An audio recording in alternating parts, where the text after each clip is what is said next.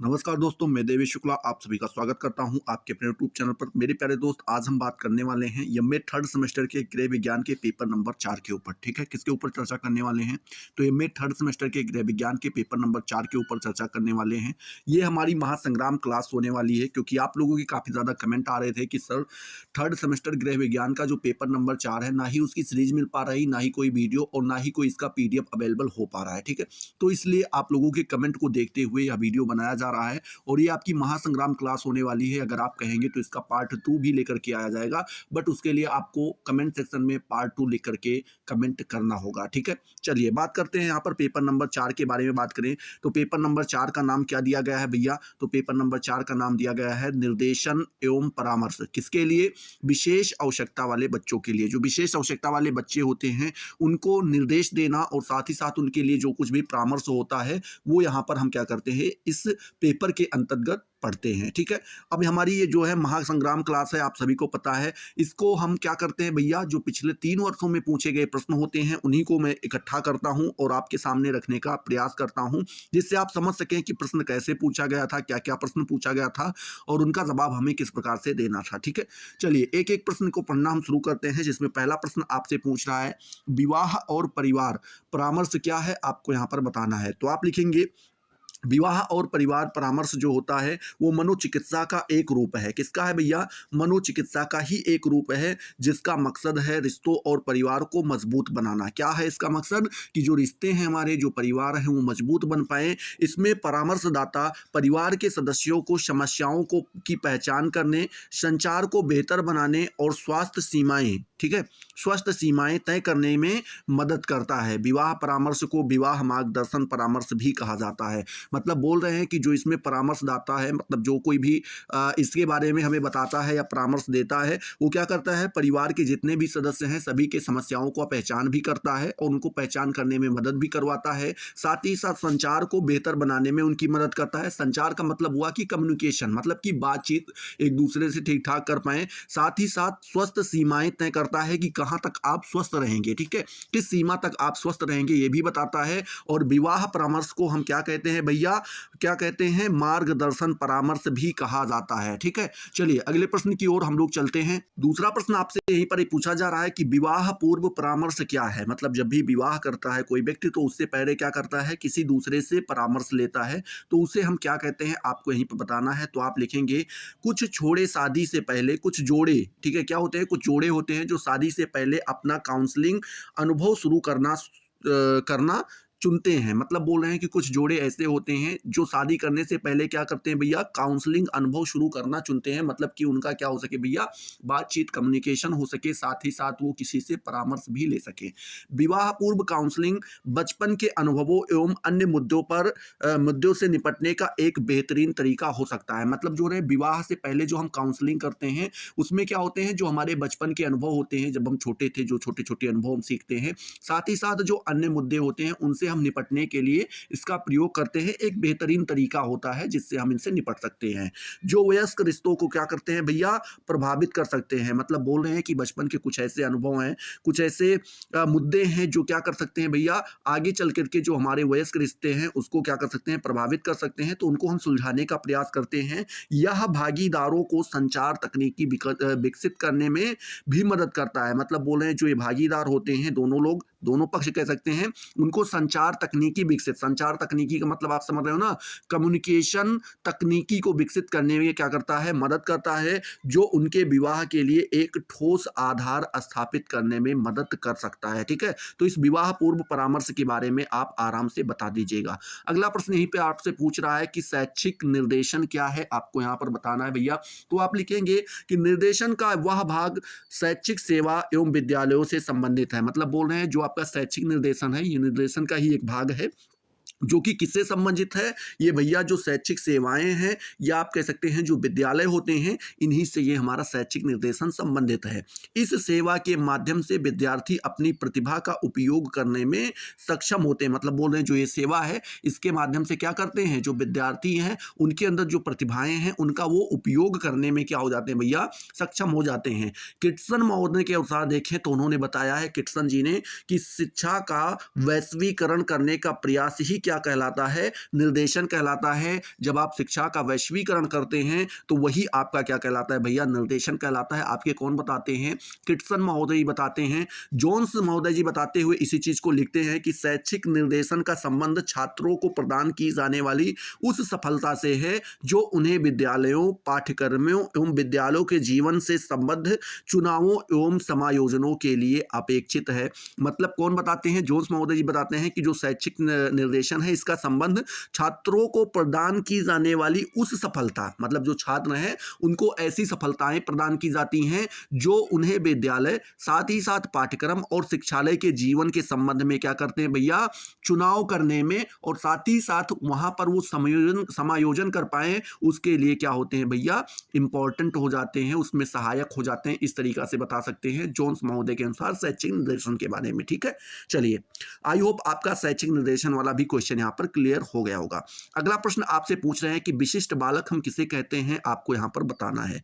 तो आप लिखेंगे भैया विशिष्ट बालक वे होते हैं जिनसे समूह प्रतिमानों की अपेक्षा अधिक या फिर कम मात्रा में गुण पाए जाते हैं। मतलब बोल रहे हैं कि विशिष्ट बालक हम उन्हें कहते हैं कि जैसे कोई समूह में कुछ बालक बैठे हुए हैं, उन समूह से या तो उनकी अपेक्षा या क्षमता ज़्यादा हो सकती है या तो कम हो सकती है। ठीक है, जरूरी नहीं कि ज़्यादा हो या कम हो, उनकी क्षमता जो है जो बाकी के बच्चे हैं उनसे या तो ज़्यादा होगी और या तो कम होगी। दोनों ही हालातों में हम क्या कहेंगे भैया, उनको विशिष्ट बालक कहेंगे। ये गुण उनकी बुद्धि से संबंधित, शरीर से संबंधित, सामाजिक व्यवहार, समायोजन, संवेग, भाषा आदि किसी भी एक अधिक क्षेत्रों से संबंधित हो सकते हैं। मतलब बोल रहे हैं कि जो उनके गुण है, हो सकता है उनकी बुद्धि ज़्यादा काम करती हो या हो सकता है कम काम करती हो, वो शारीरिक रूप से ज़्यादा बढ़ गए हों, उम्र उतनी ही जितनी बाकी के ग्रुप के बच्चों की है, तो बाकी उनकी देखते हैं कि वो बॉडी में क्या होते हैं भैया, ज़्यादा बढ़ गए होते हैं या उनके बॉडी का विकास नहीं हो पाता है। फिर बताते हैं सामाजिक व्यवहार उनका बहुत बेहतरीन हो सकता है या तो बिल्कुल बेकार हो सकता है।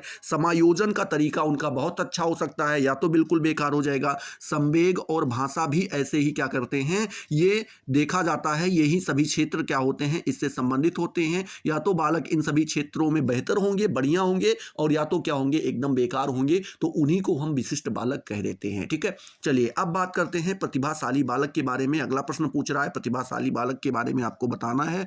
तो आप लिखेंगे प्रतिभाशाली बालक को अधिसामान्य बालक भी कहते हैं। क्या बोलते हैं भैया, अधिसामान्य बालक के नाम से भी जानते हैं। यह वह बालक होते हैं जिनकी बौद्धिक क्षमता जो होती है क्या होती है, सर्वोत्तम श्रेणी की होती है, और इनकी जो आईक्यू होता है वो कितना होता है, 135 या इससे भी ज़्यादा होता है। ठीक है, कौन होते हैं, यही आपके प्रतिभाशाली बालक कहलाते हैं। ठीक है, तो अगर आपसे प्रतिभाशाली बालक के बारे में पूछ ले रहा है तो आप आराम से बता दीजिएगा। बाकी अगर आप इसी प्रश्न को बढ़ाना चाहें तो आप बता सकते हैं कि विशिष्ट बालक का ही एक प्रकार होता है प्रतिभाशाली बालक।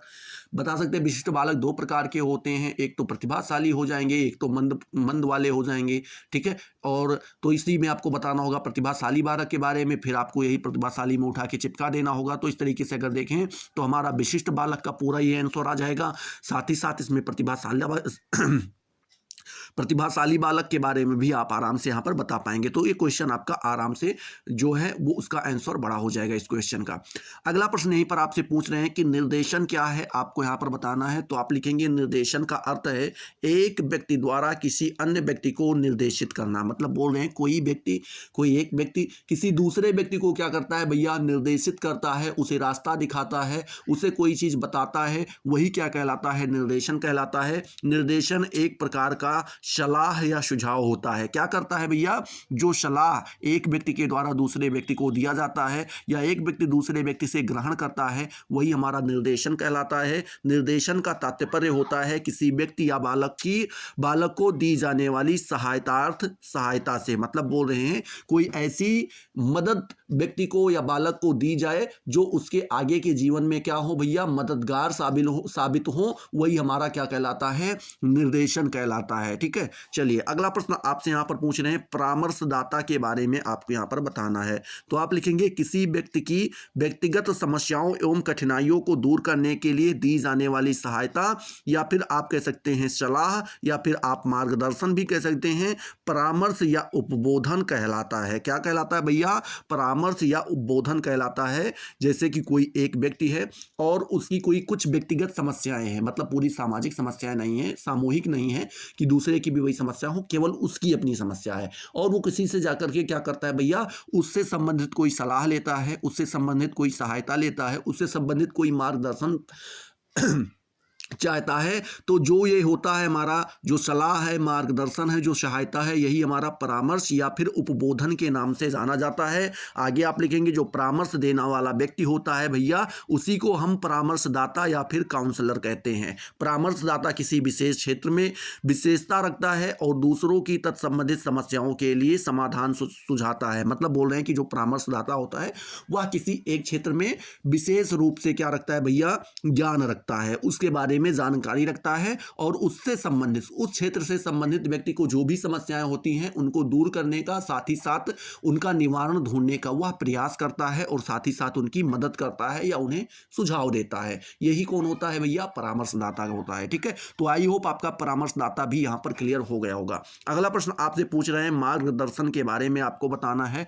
तो आप लिखेंगे भैया मार्गदर्शन एक सामान्य शब्द है। क्या है भैया? एक सामान्य जर्नल वर्ड है, जिसका अर्थ है लोगों को बुद्धिमान विकल्प चुनने और उनकी शैक्षिक, व्यावसायिक और व्यक्तिगत समस्याओं को हल करने में मदद करना।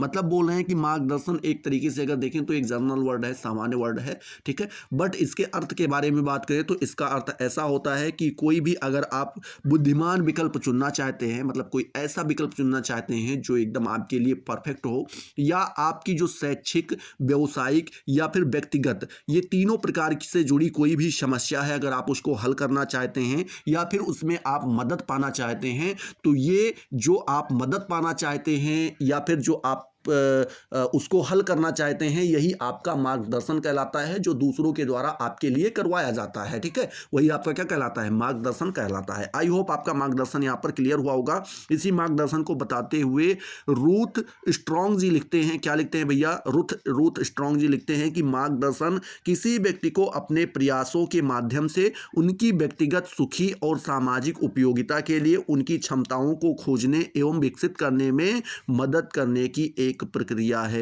ये आपके कौन बताते हैं? रूथ स्ट्रॉन्ग जी बताते हैं कि जो मार्गदर्शन है वो किसी व्यक्ति को अपने प्रयास, जो कोई व्यक्ति है वो क्या कर रहा है, खुद से कोई चीज, किसी चीज के लिए प्रयास कर रहा है, उसके माध्यम से, जो वो प्रयास कर रहा है उसके माध्यम से उसकी व्यक्तिगत खुशी, ठीक है, वो खुद उससे क्या होता है, हैप्पी हो जा रहा है, खुश हो जा रहा है, व्यक्तिगत खुशी और सामाजिक उपयोगिता के लिए उसकी क्षमताओं को खोजने, उसकी जो क्षमताएं हैं उसको खोजेंगे, और साथ ही साथ उनको डेवलप करने में, या आप कह सकते हैं विकसित करने में जो मदद करने की प्रक्रिया होती है, वही हमारी क्या कहलाती है? मार्गदर्शन कहलाती है। कौन बताते हैं? आपके रूथ स्ट्रॉन्ग जी बताते हैं। तो इस तरीके से आप मार्गदर्शन के बारे में बता दीजिएगा। ठीक है, चलिए अगला प्रश्न यहीं पर आपसे पूछ रहा है, परामर्श के बारे में आपको बताना है। किसके बारे में भैया? परामर्श के बारे में आपको बताना है। तो आप लिखेंगे भैया कि परामर्श को अंग्रेजी में काउंसलिंग कहते हैं। क्या कहते हैं भैया? काउंसलिंग कहते हैं, जो लैटिन शब्द के काउंसलिज्म, ठीक है, किससे? काउंसलिज्म से लिया गया है, जिसका अर्थ है सलाह लेना या फिर परामर्श लेना। क्या कहा जाता है? काउंसिल का अर्थ या काउंसलिज्म का अर्थ क्या होता है? सलाह लेना या फिर परामर्श लेना। परामर्श एक प्रकार का व्यक्तिगत संचार है, जिसमें भावनाएं, विचार, दृष्टिकोण प्रकट होते हैं। मतलब बोले जो हमारा परामर्श होता है, या जिसे आप काउंसलिंग कहते हैं या काउंसलिज्म होता है, वह एक प्रकार का क्या होता है? व्यक्तिगत संचार होता है। व्यक्तिगत संचार मतलब क्या होता है? इंडिविजुअल कम्युनिकेशन होता है, अंग्रेजी में अगर कहना चाहें। इसमें क्या करते हैं, जो हमारे इमोशंस होते हैं, अर्थात भावनाएं होती हैं, जो हमारे विचार होते हैं, जो हमारे दृष्टिकोण होते हैं, नजरिया जिसे आप कहते हैं, ये सारे क्या होते हैं भैया? प्रकट होते हैं। किसके द्वारा? परामर्श के द्वारा ही। रूथ स्ट्रॉन्ग महोदय जी परामर्श को बताते हुए लिखते भी हैं, क्या लिखते हैं? परामर्श प्रक्रिया जो है वो समस्या को समाधान करने का सम्मिलित प्रयास है। मतलब बोल रहे हैं कि जो परामर्श की प्रक्रिया होती है, हमें किसी समस्या में अगर आप समाधान ढूंढना चाहते हैं तो उसको ढूंढने के लिए एक अच्छा प्रयास है, जिसके द्वारा ही हम क्या कर सकते हैं, उसका जो है समाधान ढूंढ सकते हैं। किसी समस्या का अगर आप समाधान ढूंढना चाहते हैं तो वो परामर्श के माध्यम से ही ढूंढ पाएंगे आप। ठीक है, चलिए अगला प्रश्न आपसे यहाँ पर पूछ रहे हैं कि बुद्धि लब्धि क्या है, या फिर जिसे आप आईक्यू कहते हैं अंग्रेजी में, वो क्या है आपको यहाँ पर बताना है। तो आप लिखेंगे भैया बुद्धि लब्धि या फिर इंटेलिजेंस कोसेंट। ठीक है, क्या कहते हैं, आईक्यू का फुल फॉर्म होता है इंटेलिजेंस कोसेंट।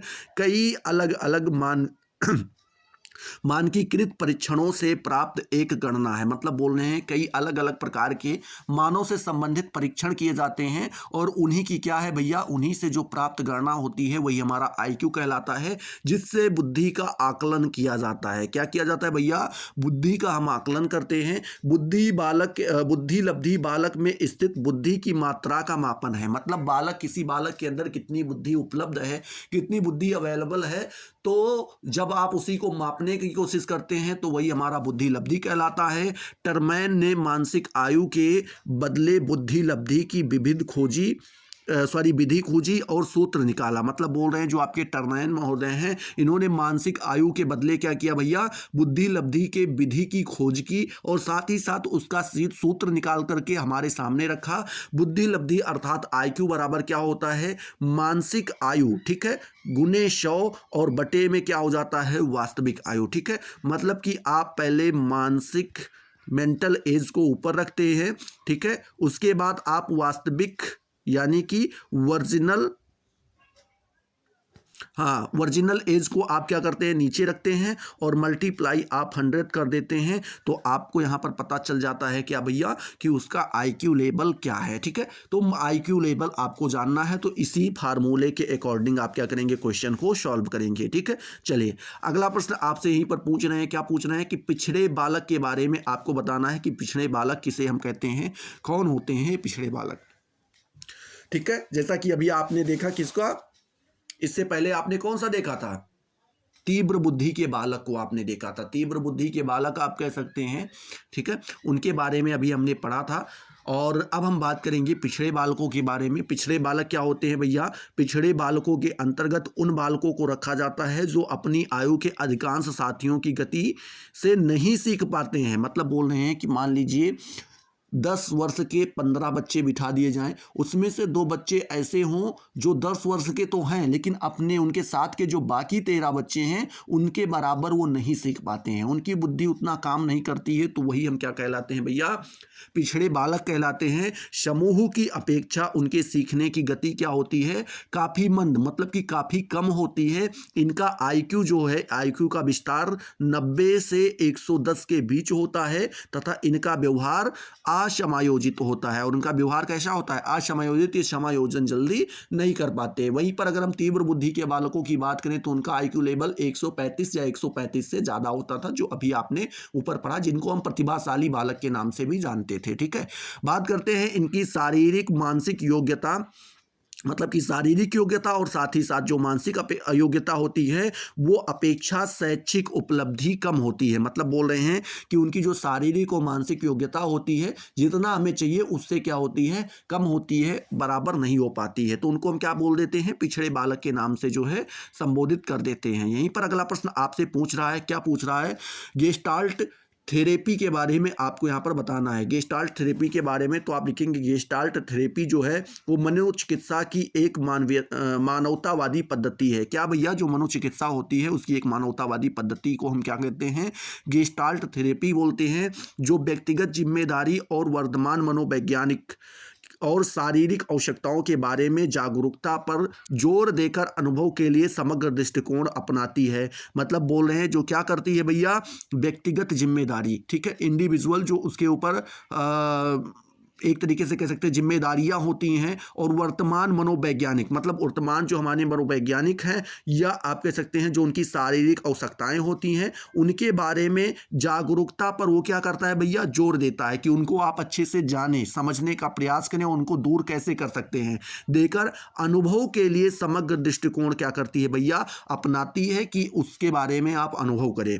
आगे लिखते हैं गेस्टाल्ट थेरेपी इस विचार पर आधारित है कि लोग अपने वर्तमान वातावरण से प्रभावित होते हैं। मतलब बोल रहे हैं जो गेस्टाल्ट थेरेपी होती है वो किस चीज पे आधारित है, तो यह आधारित है लोग अपने वर्तमान जो कि प्रेजेंट टाइम में जो उनका वातावरण है उससे अगर वो प्रभावित हैं तो उनके लिए गेस्टाल्ट थेरेपी की व्यवस्था की गई है। यह थेरेपी का एक रूप है। क्या है भैया, थेरेपी का एक रूप है जो पिछले अनुभवों के बजाय वर्तमान क्षण पर ध्यान केंद्रित कराता है। ये क्या कराता है, आप बहुत लोग ऐसे होते हैं जो पिछले अनुभव को पकड़कर ही बैठ जाते हैं कि भैया हमारे साथ ये घटित हो गया है और उनको वो छोड़ नहीं पाते हैं। जैसा कि आपने कबीर सिंह मूवी देखी होगी तो उसमें आप अच्छे से समझ पाएंगे। बट उनको वर्तमान क्षण में जो प्रेजेंट समय है उसमें उनका ध्यान केंद्रित हो पाए इसलिए उनके साथ क्या कराया जाता है भैया, उनके साथ गेस्टाल्ट थेरेपी कराया जाता है। गेस्टाल्ट थेरेपी के माध्यम से व्यक्ति नए दृष्टिकोण विकसित करने और अपने जीवन में सकारात्मक बदलाव लाने में सक्षम होते हैं। मतलब बोल रहे हैं जब किसी का गेस्टाल्ट थेरेपी हो जाता है तो उसके माध्यम से व्यक्ति क्या करता है, किसी भी चीज के प्रति नए दृष्टिकोण अपना रख लेता है, उसको विकसित कर लेता है कि कोई भी चीज हो उसके प्रति वो अपना नया दृष्टिकोण रखने लगता है, नए दृष्टिकोण से वो देखता है और साथ ही साथ उसके जीवन में जो सकारात्मक बदलाव, ऐसा नहीं नेगेटिव बदलाव नहीं, पॉजिटिव बदलाव जो उसके लिए लाभदायक है उनको लाने में क्या हो पाता है भैया, गेस्टाल्ट थेरेपी के द्वारा ही संभव हो पाता है या सक्षम हो पाता है। ठीक है, चलिए अगला प्रश्न आपसे यहां पर पूछ रहे हैं कि निर्देशन के 5 सिद्धांतों के नाम बताने हैं आपको। तो भैया आप लिखेंगे निर्देशन के 5 सिद्धांत कौन कौन से हैं। पहला है निर्देशन का ज्ञान का सिद्धांत, दूसरा है निरंतरता का सिद्धांत, तीसरा है सार्वभौमिकता का सिद्धांत, चौथा सामाजिकता का सिद्धांत और पांचवा आपका नैतिकता का सिद्धांत। तो निर्देशन के 5 सिद्धांतों के नाम आप यहां पर आराम से बता सकते हैं। अगला प्रश्न आपसे पूछ रहा है नैतिक मूल्य क्या है, आपको बताना है। तो आप लिखेंगे नैतिक मूल्य 2 शब्दों, नैतिकता जिसका अर्थ होता है क्या सही है यह जानना, और मूल्य का मतलब है क्या इंपॉर्टेंट है आप ये जान पाए से बना है। तो ऐसे में अगर देखें तो ऐसे मूल्य जो हमारा मार्गदर्शन करते हैं कि कैसे हमें व्यवहार करना चाहिए वह हमारे क्या कहलाते हैं, नैतिक मूल्य की श्रेणी में आते हैं, जैसे कि ईमानदारी और निष्पक्षता। ठीक है, ये सभी चीजें क्या है, हमारे नैतिक मूल्य हैं। ठीक है, तो इस प्रकार से आप नैतिक मूल्य के बारे में आराम से आप बता दीजिएगा। अगला प्रश्न आपसे पूछ रहा है व्यवहार थेरेपी के बारे में आपको यहाँ पर बताना है। तो आप लिखेंगे व्यवहार थेरेपी मानसिक स्वास्थ्य विकारों का उपचार करने वाली थेरेपी के प्रकारों के लिए एक व्यापक शब्द है। मतलब बोल रहे हैं जो व्यवहार थेरेपी है क्या करती है, जो हमारा मानसिक मेंटल स्वास्थ्य होता है, ठीक है, जो हमारा मेंटल हेल्थ होता है उसमें जो विकार मतलब कि जो कुछ भी गड़बड़ी हो गई है, जो कुछ भी खराबी हो गई है उनका आराम से उपचार हो सके, इस प्रकार की क्या है भैया, बोल रहे हैं करने वाली थेरेपी के प्रकारों के लिए एक व्यापक शब्द है। मतलब बोलते हैं कि जो हमारे विचारों में या मानसिक स्वास्थ्य में जो विकार उत्पन्न हो गए हैं उनका उपचार हो, उसी को हम क्या बोलते हैं, यह व्यवहार थेरेपी कहलाती है। इस विचार पर आधारित है कि कि सभी व्यवहार सीखे जाते हैं। जो ये थेरेपी है व्यवहार थेरेपी यह बताती है कि जितने भी व्यवहार हैं सभी को क्या किया जाता है भैया, सीखा जाता है और व्यवहार को बदला जा सकता है। ऐसा नहीं है कि कोई एक व्यवहार व्यक्ति एक तरीके का करने लगा तो उसको नहीं बदल सकते हैं, सभी व्यवहार को बदला जा सकता है। थेरेपी का यह रूप क्या कहलाता है, विनाशकारी या फिर अस्वस्थकर व्यवहार की पहचान करने उन्हें बदलने में मदद करता है। मतलब बोल रहे हैं जो ये थेरेपी है इसका यह रूप क्या करता है भैया, जो विनाशकारी व्यवहार होते हैं या अस्वस्थकर प्रकार के व्यवहार होते हैं उनको पहचानता है और साथ ही साथ उनको बदलने, पहचान के साथ क्या करता है, उनको बदलने की कोशिश करता है, मदद करता है। इस प्रकार से अगर हम अगले प्रश्न के बारे में बात करें तो अगला प्रश्न आपसे पूछ रहा है व्यावसायिक मार्गदर्शन क्या है, आपको यहाँ पर बताना है। ठीक है, व्यावसायिक मार्गदर्शन के बारे में आपको यहाँ पर बताना है। तो आप लिखेंगे भैया कि अंतर्राष्ट्रीय श्रम संगठन द्वारा व्यावसायिक मार्गदर्शन को परिभाषित करते हुए कहा गया है कि व्यावसायिक मार्गदर्शन जो है किसी व्यक्ति विशेष को दी जाने वाली वह सहायता है जिसके माध्यम से वह व्यवसाय के चयन एवं विकास से संबंधित समस्याओं का समाधान करता है एवं अपनी व्यक्तिगत विशेषताओं को बनाए रखते हुए व्यवसाय से संबंधित अवसरों को प्राप्त करने का प्रयास करता है। ठीक है, ये कहाँ पर बताया गया है? तो ये आपका अंतर्राष्ट्रीय श्रम संगठन के द्वारा जो है व्यावसायिक मार्गदर्शन के बारे में यह परिभाषा दी गई है। क्या कहा है कि जो व्यावसायिक मार्गदर्शन है वो किसी व्यक्ति विशेष की दी जाने वाली वह सहायता है जिसके माध्यम से वह व्यक्ति क्या करता है भैया, अपने व्यवसाय का चयन कर पाता है, साथ ही उसके विकास से संबंधित जो भी समस्याएं आती हैं उनका समाधान भी ढूंढ पाता है और अपनी व्यक्तिगत विशेषताओं को बनाए रखते हुए व्यवसाय से संबंधित अवसरों को क्या करता है, प्राप्त करने का प्रयास करता है। वही हमारा क्या कहलाता है, व्यावसायिक मार्गदर्शन कहलाता है। ठीक है, चलिए अगला प्रश्न यहीं पर आपसे पूछ रहे हैं, व्यक्तिगत निर्देशन क्या है, आपको यहां पर बताना है। तो आप लिखेंगे किसी भी प्रकार का निर्देशन जब किसी व्यक्ति विशेष को लेकर व्यक्ति विशेष को अकेले में प्रदान किया जाता है तब उसे हम निर्देशन को व्यक्तिगत या फिर वैयक्तिक निर्देशन कहते हैं। मतलब बोल रहे हैं कोई भी किसी भी प्रकार का निर्देशन है, ठीक है, जो किसी एक व्यक्ति विशेष को अकेले में दिया जाए, मतलब ऐसा नहीं किसी समूह के लिए कोई निर्देशन दिया जाए, ऐसा निर्देशन, ऐसा मार्गदर्शन, ऐसी सलाह जो किसी एक व्यक्ति के लिए हो, एक विशेष व्यक्ति के लिए हो, एक विशेष व्यक्ति अकेले व्यक्ति के लिए हो, तो उसी को हम क्या कहते हैं, व्यक्तिगत निर्देशन कहते हैं। पैटरसन जी बताते हुए व्यक्तिगत निर्देशन को लिखते हैं कि व्यक्ति की व्यक्तिगत समस्याओं के समाधान के लिए जो निर्देशन भैया प्रदान किया जाता है उसे हम क्या कहते हैं, व्यक्तिगत निर्देशन कहते हैं। कौन बताते हैं, आपके पैटरसन महोदय जी बताते हैं कि व्यक्ति की व्यक्तिगत समस्या, कोई ऐसा व्यक्ति है जिसकी एक इंडिविजुअल क्या है भैया, प्रॉब्लम है और उसका अगर वो समाधान चाहता है तो उसके लिए जो निर्देशन प्रदान किया जाता है, जो उसे मिलता है या निर्देशन जो दिया जाता है, वही हमारा व्यक्तिगत निर्देशन कहलाता है पैटरसन महोदय के अनुसार। ठीक है, तो इस प्रकार से आप इस प्रश्न का व्यक्तिगत निर्देशन का भी उत्तर दे दीजिएगा। अगला प्रश्न आपसे पूछ रहा है, तर्क संगत, क्या भैया, तर्क संगत भावनात्मक थेरेपी क्या है, आपको यहां पर बताना है। तो आप लिखेंगे तर्क संगत भावनात्मक थेरेपी, या जिसे हम RET, ठीक है, क्या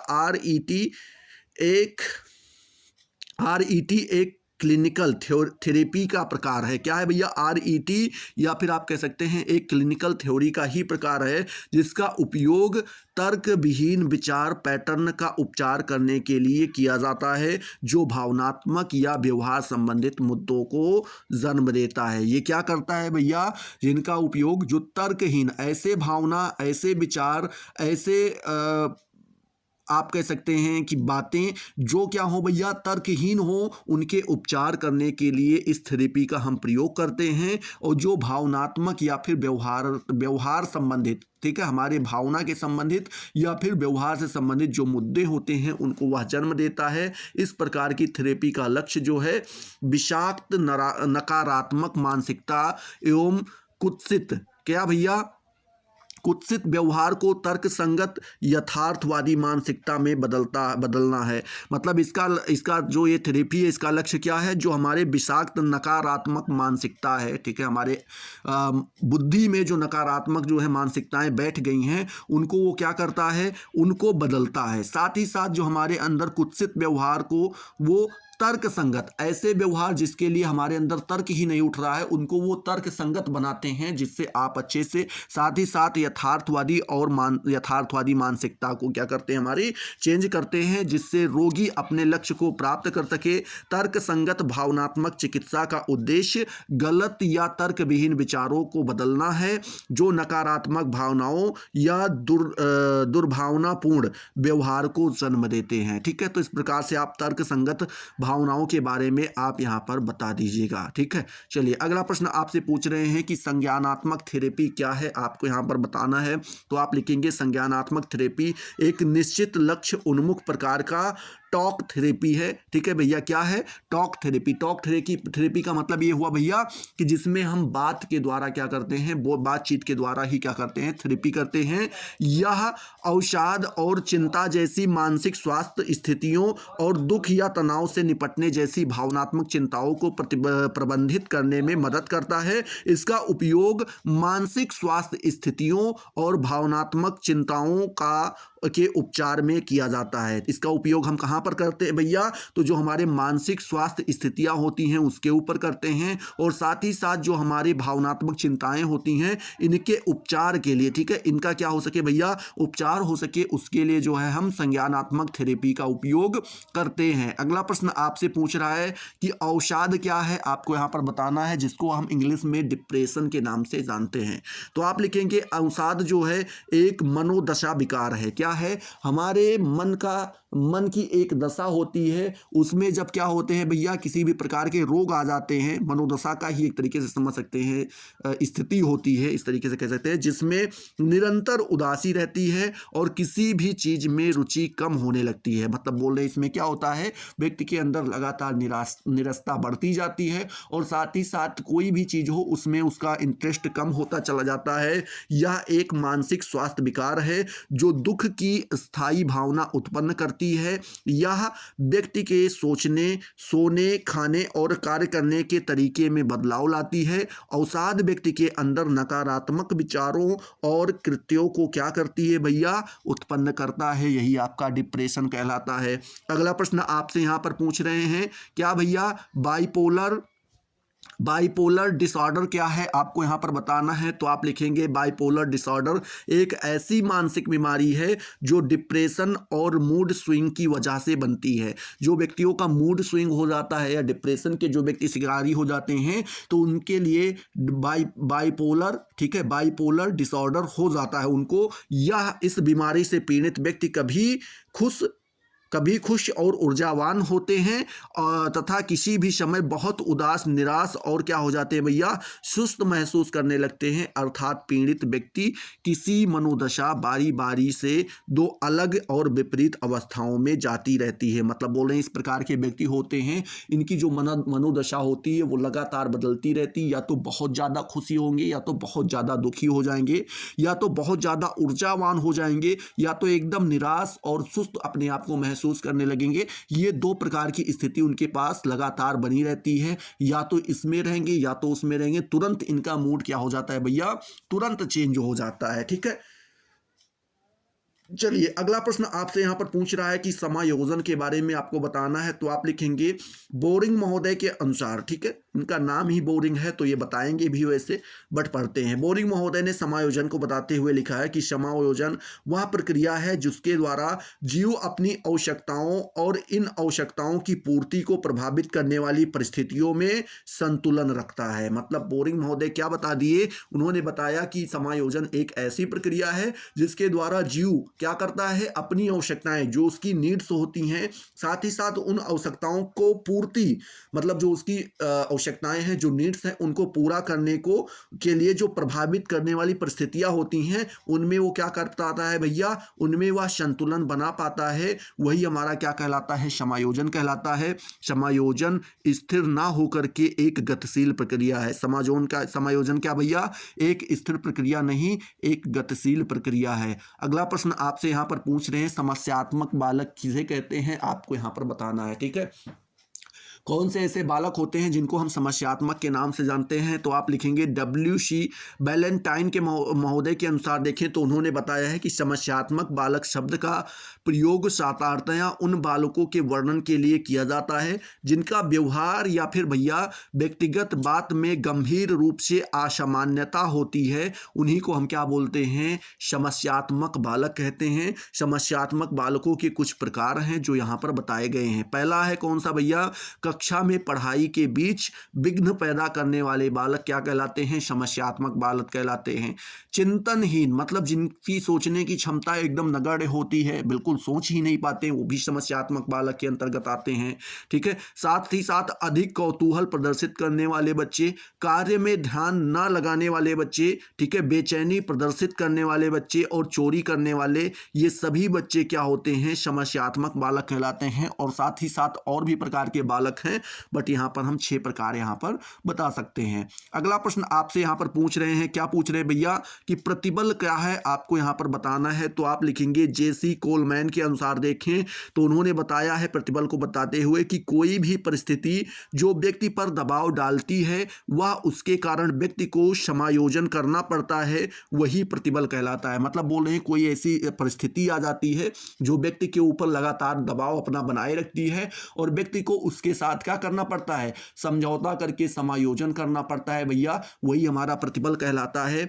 व्यक्ति की मानसिक स्वास्थ्य प्रतिबल के अनुपस्थिति में तीव्र गति से विकसित होती है। मतलब बोल रहे हैं जो व्यक्ति का मानसिक स्वास्थ्य होता है, अगर व्यक्ति के ऊपर प्रतिबल नहीं है, किसी चीज का दबाव नहीं है, तो उसका जो मानसिक स्वास्थ्य है क्या भैया?